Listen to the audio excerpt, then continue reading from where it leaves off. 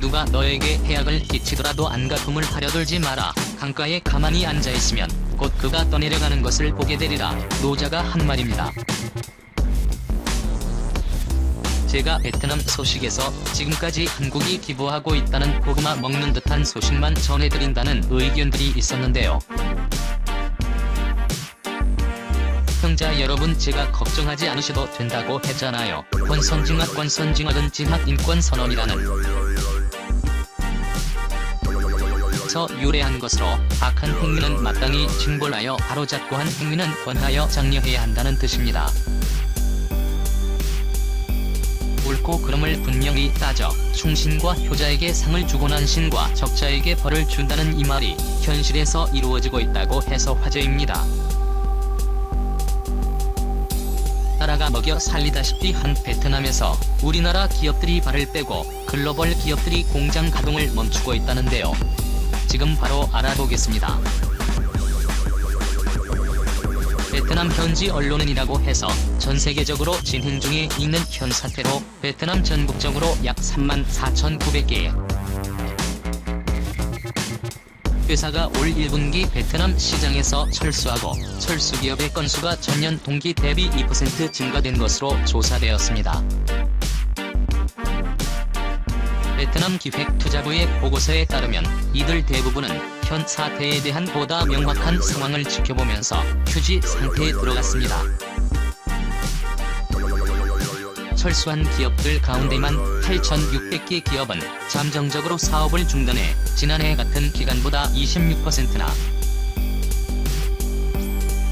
증가한 것으로 전해졌습니다만 2,000개 이상의 다른 기업들은 해산을 앞두고 영업을 중단했고 이는 전년 동기 대비 20% 감소한 것으로 나타났습니다. 그 외 400개는 해체를 위한 절차를 완료하고 있다고 전해져 베트남 현지에서는 떠나가는 기업들을 바라볼 수밖에 없는 상황에 비상이 걸렸습니다. 큰 타격을 입은 기업은 주로 관광 예술 및 엔터테인먼트, 부동산, 숙박과 식당 서비스, 물류, 교육, 훈련 분야입니다. 특히 393개의 부동산 회사들이 빠른 속도로 번지는 현 사태로 인해 타격을 입어 일시적으로 운영을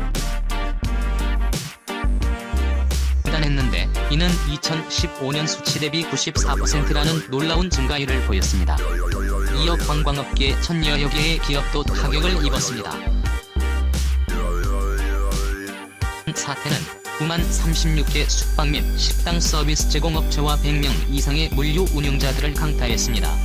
신설 법인수는 소폭 증가했고 신규 등록 또는 추가 자본금도 감소했습니다. 이로 베트남 경제가 몰락하고 있다는 겁니다. 몰락하는 사업 분야는 이뿐만이 아닙니다. 건설사들은 베트남에서 발을 빼고 있습니다.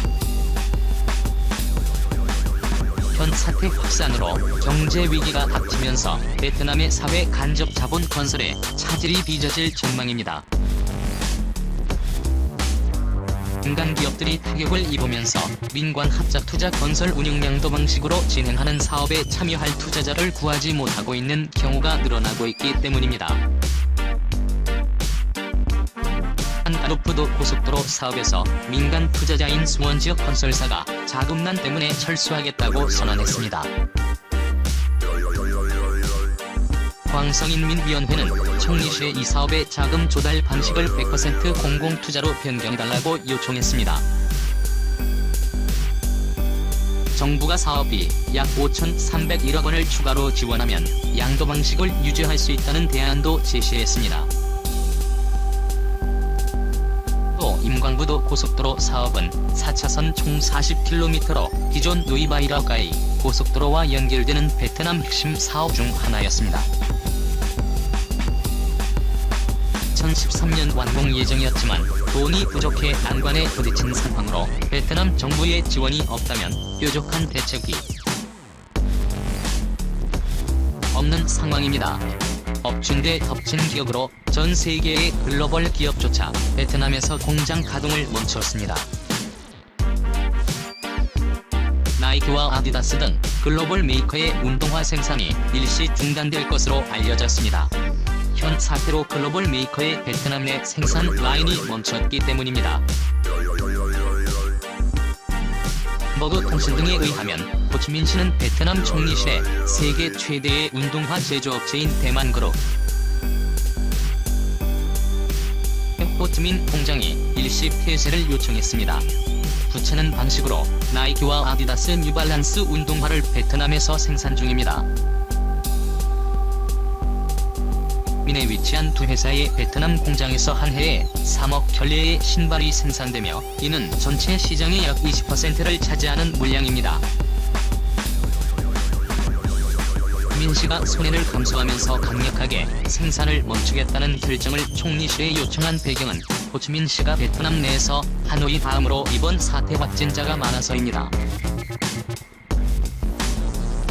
선교대로 7만 명의 근로자가 계속 신발 생산을 하게 되면 근로자는 물론 인근 공장과 호치민 가까운 4개 지방이 있는 사람들에게도 영향을 미칠 것이라는 게 호치민시의 판단입니다. 민시는 확산을 방지하기 위해 호치민시와 인근에 위치한 공장들의 현 사태 감염 위험도를 평가하는 지표를 발표했습니다.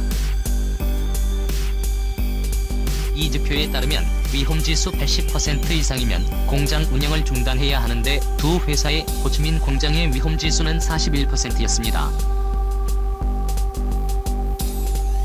베트남이 현 사태로 인해 힘들어하는 가운데 우리나라 기업들도 베트남에서 발을 빼는 형국입니다. 대표적으로 롯데쇼핑이 베트남에서 이커머스 사업을 접습니다. 아마존 등 이커머스 공룡기업과의 출혈 경쟁을 피하고 수익이 되는 오프라인 사업에 집중한다는 계산입니다. 계에 따르면 롯데쇼핑은 베트남 이커머스 법인을 청산하고 인도네시아 이커머스 합작법인의 보유 지분을 정리 중입니다.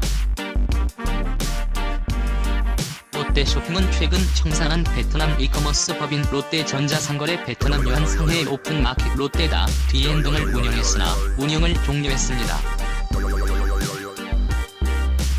롯데쇼핑 외에도 국내 대표 버거 브랜드 맘스터치가 베트남 사업의 실적 부진에 따라 철수를 결정하며 해외 사업 전략을 전면 수정한 것으로 알려졌습니다. 국내 프랜차이즈 시장 경쟁 심화에 따라 성장 동력을 찾던 맘스터치의 그간 행보와 상반된 조치입니다. 남의 경우 지정학적 특성에 따라 향후 동남아 시장 진출에 있어 교두보 역할을 맡을 것으로 전망했습니다. 전 해푸드 서비스가 가장 큰 금액의 103억 원을 출자한 해외 법인이기도 합니다. 이렇게 맘스터치가 철수하게 된 배경에는 수익성 악화 때문인 것으로 분석됩니다. 맘스터치 베트남 법인은 설립 이래 줄곧 적자를 봤습니다. 베트남 법인은 2015년 9천만 원에 이어 2016년에서 18년 매년 3억 원을 단기순 손실을 기록했습니다. 이 모든 상황을 한마디로 종합해보자면 글로벌 기업과 한국 기업이 베트남은 돈은 안 된다, 생산력도 안 된다, 있을 이유가 없다며 철수하고 있다는 것입니다. 상황이 이렇다 보니 직장도 잃어버리고 생계가 막막해진 베트남 사람들을 위한 무료 쌀 자동 백업과 등장했습니다. 지 언론에 따르면 베트남 호치민시에는 무료 쌀 배급기를 설치한 데 이어 하노이와 후에 무이엔 등의 지방에도 쌀 배급을 시작했습니다. 쌀 배급은 자동 흑매기처럼 생겼습니다. 쌀이 필요한 사람이 버튼을 밟으면 기계에서 쌀이 2kg 정도 나옵니다. 이마저도 정부가 지급한 것이 아닌 베트남의 기업인과 독재가들이 마련한 것으로 알려졌습니다. 한마디로 먹고 살기 힘들어졌다는 것입니다. 이제 패배TV의 결론입니다. 대표팀이 너에게 해악을 끼치더라도 안갚음을 하려들지 마라. 강가에 가만히 앉아있으면 곧 그가 떠내려가는 것을 보게 되리라. 노자가 한 말입니다. 제가 베트남 소식에서 지금까지 한국이 기부하고 있다는 고구마 먹는 듯한 소식만 전해드린다는 의견들이 있었는데요. 시청자 여러분, 제가 걱정하지 않으셔도 된다고 했잖아요. 권선징악 어차피 다 이렇게 되게 되어 있었습니다. 시청자 여러분, 스트레스 받지 마세요. 세상은 아름다운 곳입니다. 그리고 여러분은 행복하셔야 합니다. 왜냐고요? 당신은 세상에서 가장 소중한 존재이기 때문입니다. 이쁜 꽃마다 피는 시기가 다를 뿐 꽃은 필 수밖에 없다는 것. 당신의 미래에는 모든 것이 완벽하게 이루어지게 될 수밖에 없다는 거 알고 계시죠? 해트트릭 시청자 여러분은 어떻게 생각하세요? 케빈은 여러분의 생각에 공감합니다.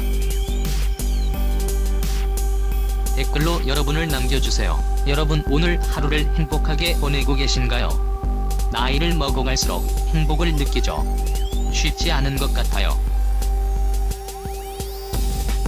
생각해보면 우리 어렸을 때는 장난감의 초콜릿 하나에 행복해서 어쩔 줄 몰랐는데 지금은 뭘 해도 행복을 느끼기가 힘들잖아요. 우리는 초보자처럼 느껴야 합니다.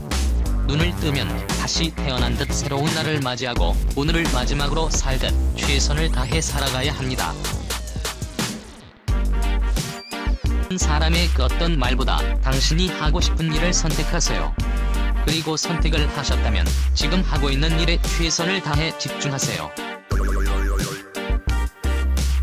그러면 우리가 어렸을 때 느꼈던 감정을, 내가 가지고 싶은 장난감을 가지고 놀았을 때, 내가 보고 싶은 만화를 보고 있을 때의 기분을 조금이나마 느낄 수 있으실 거예요. 세상에 그 무엇보다 소중한 것은 당신입니다. 나이를 먹고 책임감이라는 게 생기면서 점점 자기 자신에게 소홀해지는데, 하루에 딱 한 번씩만이라도 내가 하고 싶은 건, 내가 먹고 싶은 건 내가 가지고 이루면서 사는 하루 되시길 바랍니다. 그리고 걱정하지 마세요. 어차피 다 잘 될 거니까요. 다음 영상에서 배워야